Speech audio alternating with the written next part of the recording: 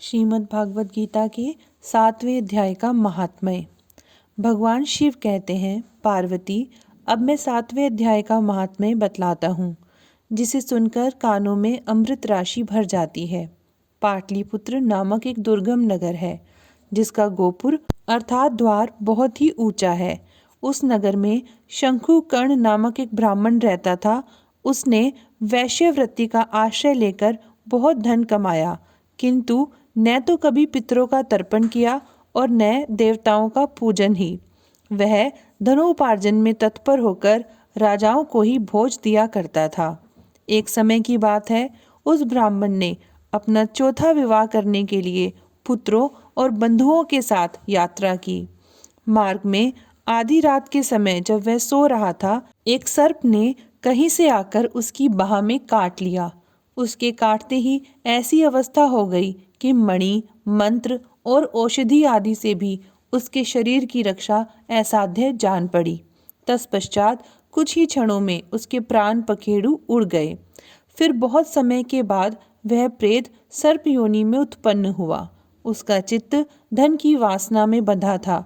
उसने पूर्व वृतांत को स्मरण करके सोचा, मैंने जो घर के बाहर करोड़ों की संख्या में अपना धन गाड़ कर रखा है, उससे इन पुत्रों को वंचित करके स्वयं ही उसकी रक्षा करूंगा।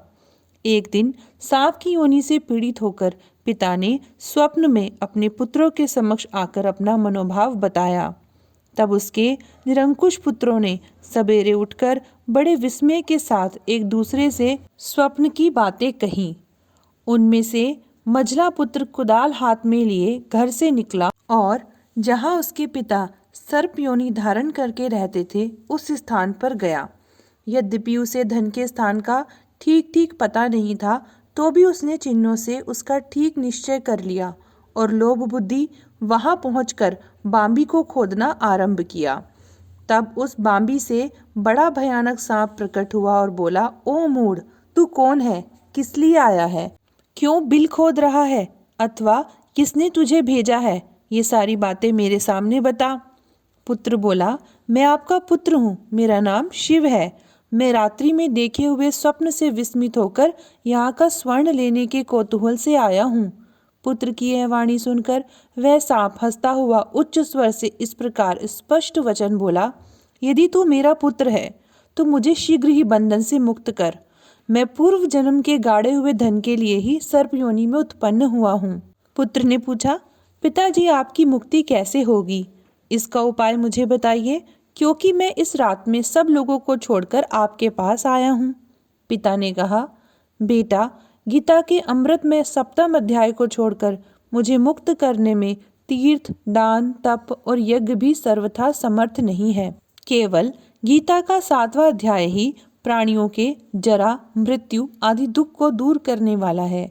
पुत्र, मेरे श्राद्ध के दिन 7वें अध्याय का पाठ करने वाले ब्राह्मण को श्रद्धापूर्वक भोजन कराओ। इससे निसंदेह मेरी मुक्ति हो जाएगी। वत्स, अपनी शक्ति के अनुसार पूर्ण श्रद्धा के साथ वेद विद्या में प्रवीण अन्य ब्राह्मणों को भी भोजन कराना। सर्प योनि में पड़े हुए पिता के यह वचन सुनकर सभी पुत्रों ने उसकी आज्ञा के अनुसार तथा उससे भी अधिक किया। तब शंकुकर्ण ने अपने सर्प शरीर को त्याग कर दिव्य देह धारण किया और सारा धन पुत्रों के अधीन कर दिया। पिता ने करोड़ों की संख्या में जो धन बांट कर दिया था, उससे वे सदाचारी पुत्र बहुत प्रसन्न हुए। उनकी बुद्धि धर्म में लगी हुई थी, इसलिए उन्होंने बावली, कुआं, पोखरा, यज्ञ तथा देव मंदिर के लिए उस धन का उपयोग किया और अन्नशाला भी बनवाई। तत्पश्चात 7वें अध्याय का सदा जप करते हुए उन्होंने मोक्ष प्राप्त किया। पार्वती, यह तुम्हें 7वें अध्याय का महात्म्य बताया गया है, जिसके श्रवण मात्र से मानव सब पातकों से मुक्त हो जाता है।